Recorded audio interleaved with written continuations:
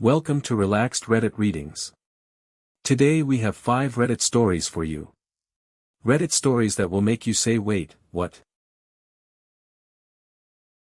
Story 1. My sister owes me $2,000 and still wants me to be her maid of honor.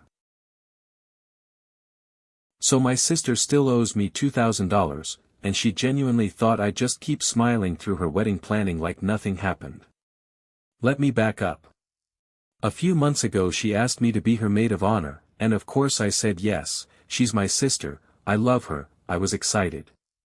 But since then, the costs have just been piling up and piling up. The bachelorette trip, the dress, alterations, shoes, little extra bits here and there. And every single time, it was the same story. I'll pay you back after payday. Payday would come. Nothing. Another payday. Nothing. It's crept all the way up to $2,000 now. $2,000. That's not a coffee run, that's not splitting an Uber, that is real money that I don't just have sitting around for fun. I have my own bills, my own life, I'm not made of cash. So finally I brought it up again, gently, because I always try to be gentle about money with family. And she actually said I was ruining the wedding vibe by talking about it. Ruining the vibe. As if me asking for my own money back is some kind of buzzkill crime, like I brought up her ex at the altar or something.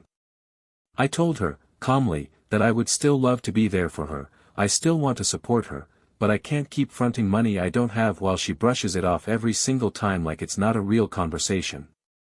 I said I can't be her maid of honor, taking on more expenses, more responsibilities, more planning costs, while still being owed $2,000 with zero timeline on getting it back. She lost it. Accused me of making her big day about money, said I was supposed to be supportive, said a real sister wouldn't put a price tag on being there for her. Called me selfish, said I was embarrassing her in front of her fiancé's family because apparently I'd mentioned it once at a dinner when someone asked how the planning was going.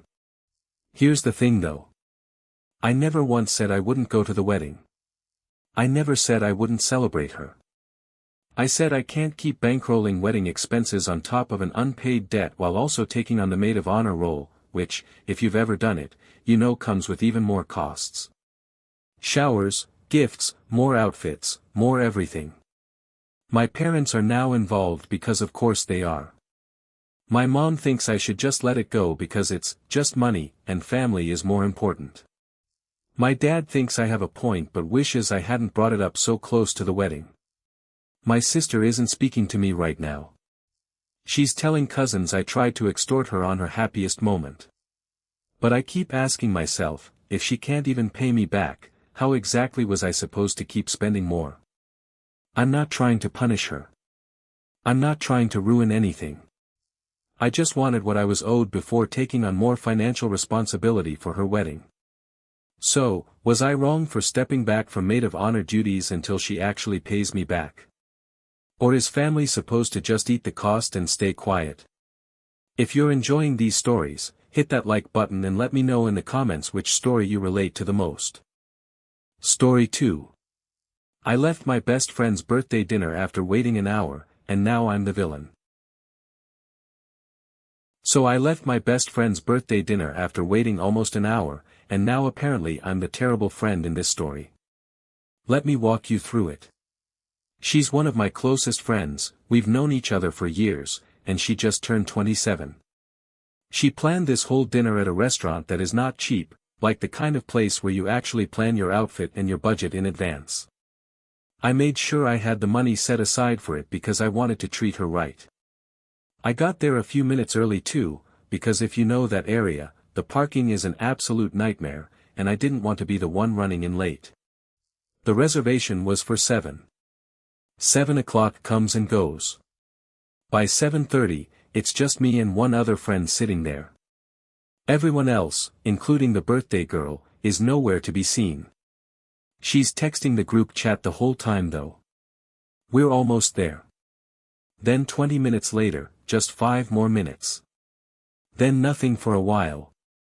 By 8 o'clock, so a full hour after the reservation time, they still weren't there. Me and my friend at the table are just sitting there, awkwardly nursing Waters, watching other tables get seated and served and finish their meals, while the hostess keeps giving us this look like she wants our table back. Because obviously, a restaurant that isn't cheap has other people waiting for tables too. At this point I'm starving, I'm annoyed, and I'm also just embarrassed, because it feels like we're the fools sitting there waiting on people who clearly are not treating this with any urgency.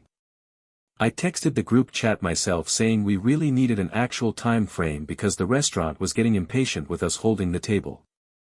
The response I got back was pretty dismissive, just another, almost there, with no real answer. So I made the call. I told my friend at the table I couldn't keep doing this, we ordered a couple of appetizers just so it wasn't a total waste, ate quickly, and I left. I did leave money for my part of the bill and a note for the birthday girl wishing her a happy birthday, because I wasn't trying to be petty about the day itself, I just could not sit there anymore being disrespected as a guest. Apparently, 15 minutes after I left, the whole group finally showed up. And when the birthday girl found out I'd left, she was furious. Called me dramatic, said I ruined the whole vibe of the night before it even started, said everyone was talking about how rude it was that I bailed on her birthday. Some of the group chat piled on too, saying I should have just been patient since it was a special occasion. But here's my thing. I was patient. I waited an entire hour past the reservation time with zero real communication about when they'd actually arrive. I don't think showing up on time and being expected to just wait indefinitely, in a restaurant, holding a table other people needed, is me being the unreasonable one here. Now half the friend group thinks I overreacted and owe her an apology, and the other half thinks an hour is more than enough grace period for anyone. My friend hasn't fully forgiven me and it's made things tense between us. So, was I the jerk for leaving after waiting a full hour with basically no communication? Or is showing up an hour late to your own dinner reservation and expecting people to just wait around the actual problem here? Story 3. Mayasael's autistic son keeps breaking things in my house, am I wrong for wanting a rule? So I live with my in-laws, my husband and I and our 4 kids all under one roof, his parents' roof.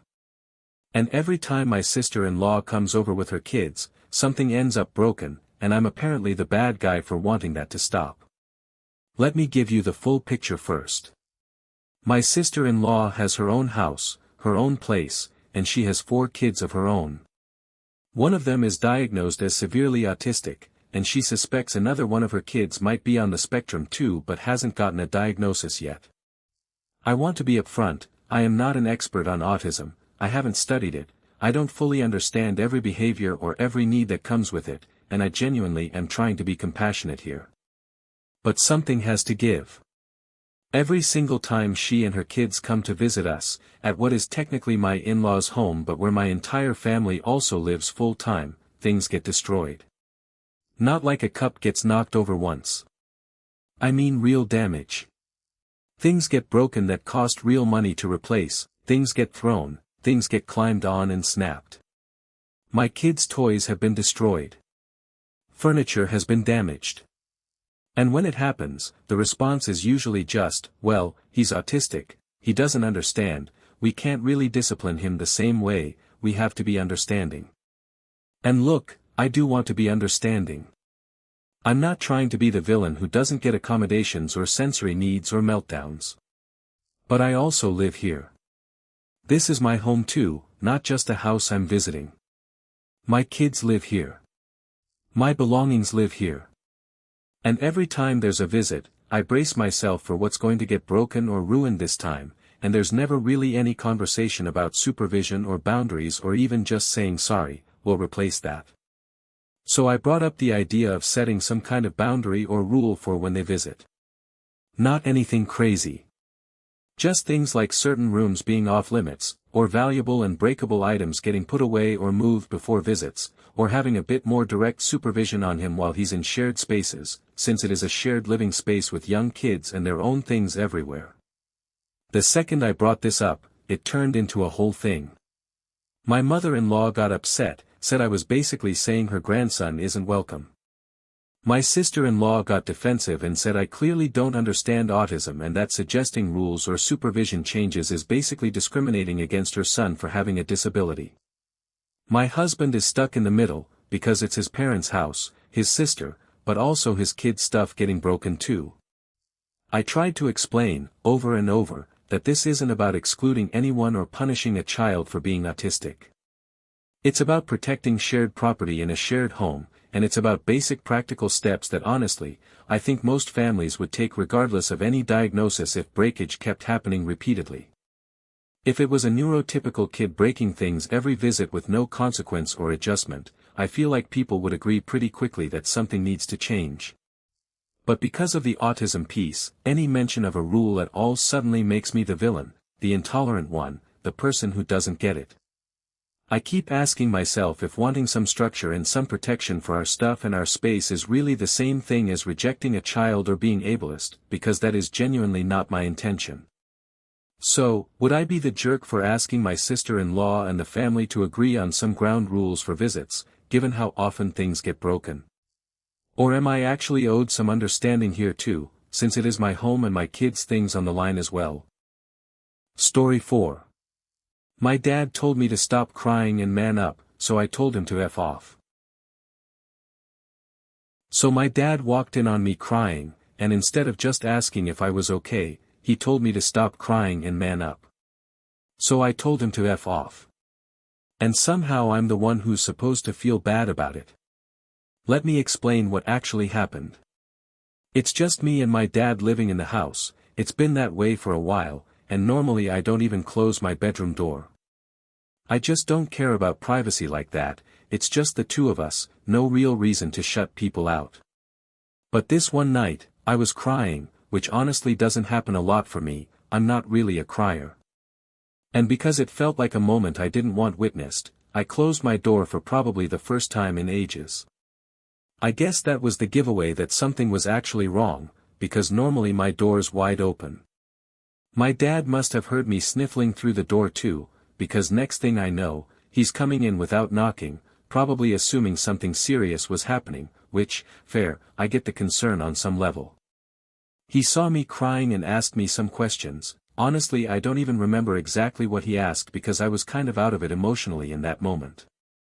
But then, instead of comfort, or even just sitting with me for a second, he told me to stop crying. Told me to man up. Like I was doing something wrong or embarrassing by having an emotional moment alone in my own room, with the door closed specifically because I didn't want an audience. And something in me just snapped. I've heard variations of that phrase my whole life, stop crying, man up, don't be so sensitive, and I think in that specific moment, feeling raw and already vulnerable, it hit different. I looked at him and told him to F off. Just like that. No filter, no softening it. He was shocked. Got defensive immediately, said he was just trying to help, said he didn't deserve to be talked to like that, said he came in because he was worried about me and this is the thanks he gets. And look, on some level, I understand that he was probably worried. Hearing your kid cry through a closed door, when that door is never usually closed, that probably is alarming as a parent. But the way he responded once he was in the room wasn't comfort, it wasn't concern, it was basically him telling me my feelings were an inconvenience or a weakness, that I needed to shut it down and toughen up instead of actually just being allowed to feel whatever I was feeling. That's not support. That's just telling someone to hide their emotions so it's easier for everyone else. Now he's acting like I owe him an apology for cursing at him, like the way I reacted is the actual problem here, completely skipping over the part where he walked into a private moment and immediately criticized how I was processing my own emotions instead of just being there for me. Honestly, I don't even think I would have minded him coming in, if he'd just sat with me, or asked if I wanted to talk, or even just left quietly if I said I wanted space. It was specifically the man-up comment that set me off, because it felt like it wasn't really about checking on me, it was about him being uncomfortable with me crying and wanting it to stop. So, was I wrong for telling my dad to F off after he told me to man up while I was already crying? Or was that a completely fair reaction to being told my emotions weren't allowed? Story 5. I accidentally spoiled my cousin's surprise party by defending my son from a fat joke. So I accidentally ruined my cousin's surprise birthday party, and honestly, looking back, I still don't think I did anything wrong. Here's what happened. Yesterday I posted a picture of me and my 10-year-old son wearing Spider-Man masks. We'd gone to a late-night showing of the new Spider-Man movie together, just a fun little father-son moment, and I don't post much normally, so I figured why not share it. It was a cute picture. Later that evening, one of my cousins saw the story and commented under it, "Spider pigs." Just that. Spider pigs. Now, for context, so you understand why that hit the way it did, my son and I are both overweight, and we've actually been working really hard on that together. We've made real progress, we're proud of the changes we've made, it's been a whole journey for both of us as a team. So seeing that comment, calling us spider pigs, over a sweet photo of us just having fun together, stung a lot. And it wasn't even really about me. I can handle jokes about myself, I've got thick skin as an adult. But this was about my 10-year-old son too, who is going to see that comment, who is already at an age where kids are self-conscious about their bodies, and here's an adult family member basically body shaming him publicly under a picture of us just enjoying a night out. So I responded. I didn't go crazy, I didn't curse anyone out, but I did call out the comment, saying it wasn't appropriate to make a fat joke about a 10-year-old kid, regardless of who said it or why. I said something along the lines of, "This is exactly the kind of comment that makes kids feel like garbage about themselves, and it wasn't cool." Here's where it gets messy though. Turns out, this cousin's girlfriend was in the middle of planning a surprise birthday party for him. And apparently, my public little back and forth about the comment tipped some people off, or at least caused enough of a stir in the family group chat that word got back to him before the surprise could happen. So now I'm being blamed for ruining the surprise birthday party, because my response to being fat-shamed, alongside my son, apparently created enough drama that the surprise leaked.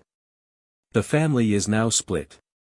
Some people are saying I should have just handled it privately, taken it to DMs, not caused a public scene that ended up blowing up the surprise everyone had been planning for weeks.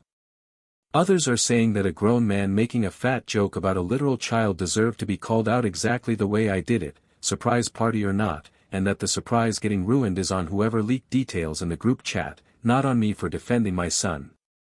I keep going back and forth on this myself if I'm honest. I don't regret standing up for my son, not even a little. If someone makes a comment like that about my kid, I will always say something, surprise party or not. But I do feel bad that something my cousin's girlfriend worked hard to plan got spoiled in the process, even though that wasn't remotely my intention. So, was I wrong for calling out the comment publicly, even though it ended up leading to the surprise party getting spoiled? Or does defending your kid from being fat-shamed just take priority over a party surprise, no matter the timing? If you enjoyed these stories, drop a comment telling me which one was your favorite. And if you want more relaxed Reddit readings, make sure to like, subscribe, and hit the bell so you never miss a video. Thanks for watching. If you enjoyed these stories, like, comment and subscribe for more relaxed Reddit readings.